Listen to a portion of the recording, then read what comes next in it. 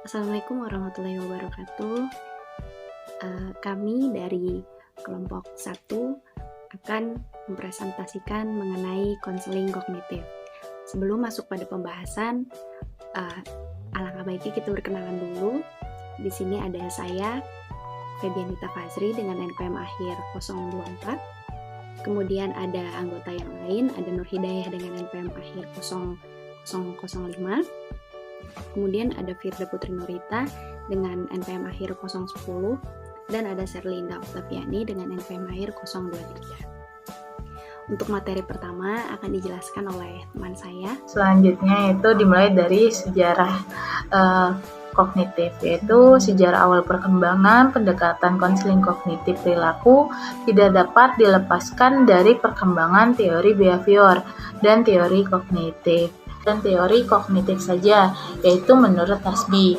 Pendapat tersebut dipertegaskan pernyataan oleh Hendrik yang menyatakan bahwasanya konseling kognitif perilaku merupakan perpaduan pendekatan dalam fisioterapi, yaitu kognitif terapi dan behavior terapi, sehingga langkah-langkah yang dilakukan oleh kognitif terapi dan behavior terapi ada dalam konseling yang dilakukan oleh konseling kognitif perilaku, yaitu menurut pendekatan konseling kognitif perilaku berkembang pada awal tahun 1970-an, di mana proses kognitif mulai diakui sebagai hal yang penting dalam masalah-masalah psikologi. Pendekatan kognitif perilaku telah terbukti efektif dengan dibuktikan adanya 350 hasil studi tentang gangguan kejiwaan dan permasalahan psikologis mulai dari depresi ke gangguan kecemasan serta kepribadian. Nah, itu menurut Beck dan Weischer 2000 dan Hasby 2017. Nah, sedangkan menurut Hasby, karakteristik konseling kognitif perilaku tidak hanya menekankan pada perubahan permasalahan konseling dari sisi kognitif, namun memberikan konseling pada perilaku ke arah yang lebih baik, dianggap sebagai pendekatan konseling yang tepat untuk diterapkan di Indonesia. Sedangkan menurut Bas dan kawan-kawan tahun 2000, tujuan perpaduan dua pendekatan dalam pendekatan konseling kognitif perilaku, yaitu kognitif terapi dan behavior terapi, yaitu terapi kognitif memfokuskan pada pikiran, asumsi, dan memfasilitasi individu belajar mengenali dan mengubah kesalahan. Terapi kognitif tidak hanya berkaitan dengan positive thinking, tetapi berkaitan pula dengan happy thinking. Sedangkan terapi tingkah laku membantu membangun hubungan antara situasi permasalahan dengan kebiasaan mereaksi permasalahan. Individu belajar mengubah perilaku, menekankan pikiran dan tubuh sehingga mereka lebih baik, berpikir lebih jelas, dan membantu membuat keputusan yang tepat. Selanjutnya yaitu dalam sejarah perkembangan konseling kognitif perilaku merupakan sebuah model atau pendekatan konseling kontemporer, itu menurut Singer dan Guenven tahun 2003.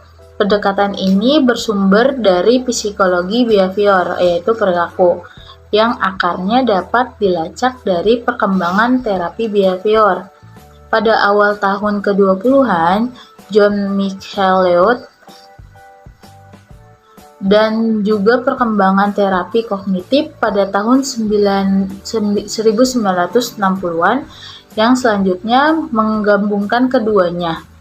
Nah, jauh sebelumnya ditemukan, kalangan behavior hanya membatasi diri pada perilaku yang tampak sebagian kategori ilmiah yang biasa dipelajari, yaitu babak baru psikologi sebagai pengetahuan ilmiah. Selanjutnya, menurut Ellis dan Huhn 1993.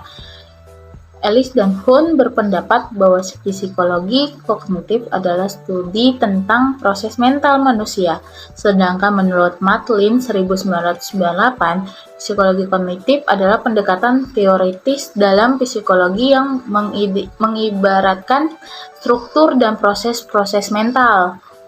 Nah, sejarah singkat psikologi kognitif yaitu tentu saja munculnya psikologi kognitif ini memiliki sejarah atau asal-usul sehingga psikologi kognitif awalnya terdapat dua perspektif mengenai bagaimana ditampilkan ke dalam pikiran, yaitu perspektif empiris dan juga perspektif nativis. Perspektif empiris merupakan suatu perspektif yang memandang adanya suatu pengetahuan karena diperoleh dari pengalaman sepanjang hidup. Baik, saya Firda Putri Nurita akan melanjutkan presentasinya. Kita memasuki gambaran intervensi. Dalam gambaran intervensi ini terdapat tujuan dari konseling kognitif. Nah, tujuannya itu untuk menentang pikiran dan juga emosi yang maladaptif dengan menampilkan bukti-bukti yang bertentangan dengan keyakinan individu tersebut untuk menghadapi masalahnya.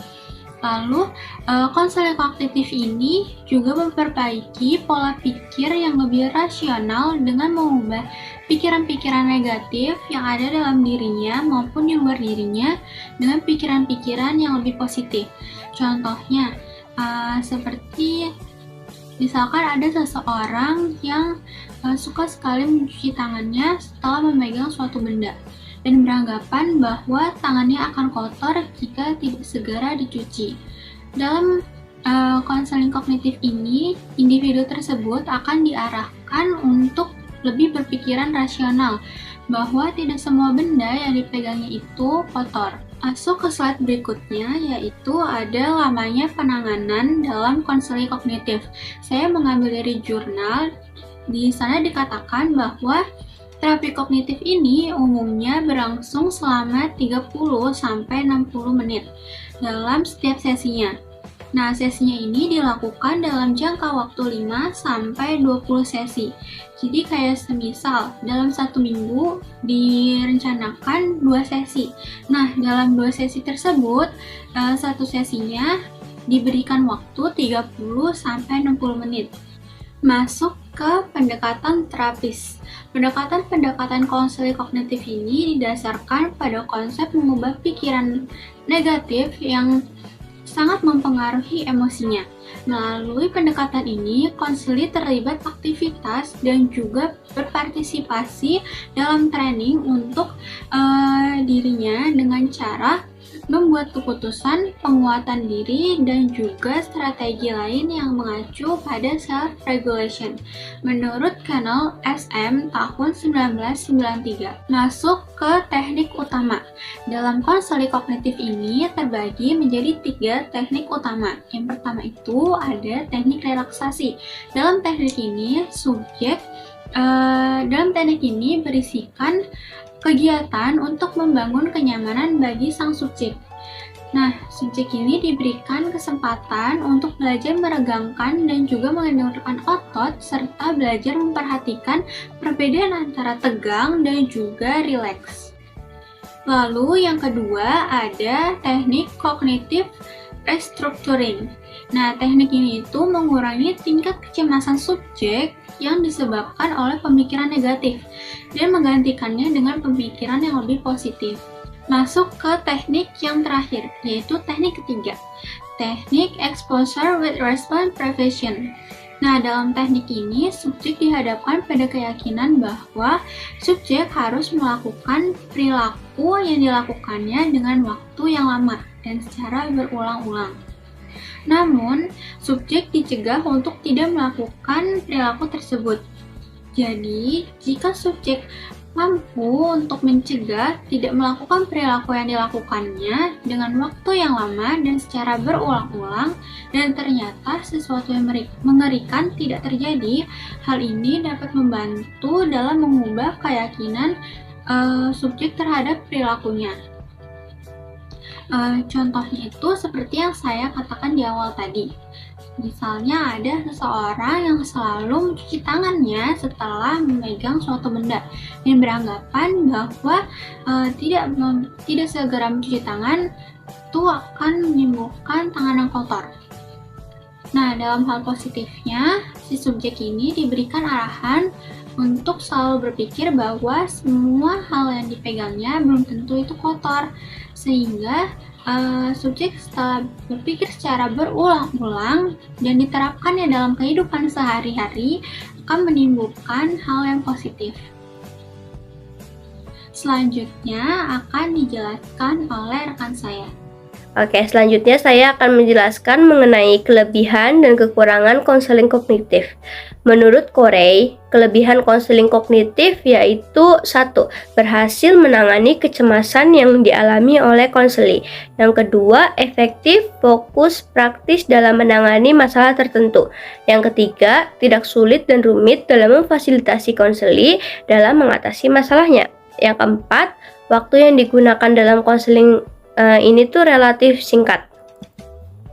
Selanjutnya, kekurangan dari konseling kognitif. Yang pertama, terlalu menitik beratkan pada pemikiran positif. Yang kedua, kurang menggali masa lalu dari konseli. Sekian. Baik, kita sudah sampai di slide terakhir, yaitu mengenai kesimpulan dari konseling kognitif yang akan saya paparkan, yaitu pendekatan konseling kognitif tidak dapat dipisahkan dari teori behavior dan kognitif. Perkembangan pendekatan konseling kognitif perilaku berkembang pada awal 1970-an. Kemudian terapi kognitif juga berlangsung selama 30-60 menit dan dapat dilakukan 5-20 sesi. Terdapat 3 teknik yang dapat dilakukan dalam konseling kognitif, yaitu teknik relaksasi, teknik kognitif, dan teknik exposure with response prevention. Baik, itu yang dapat saya jelaskan. Kurang lebihnya mohon maaf. Assalamualaikum warahmatullahi wabarakatuh.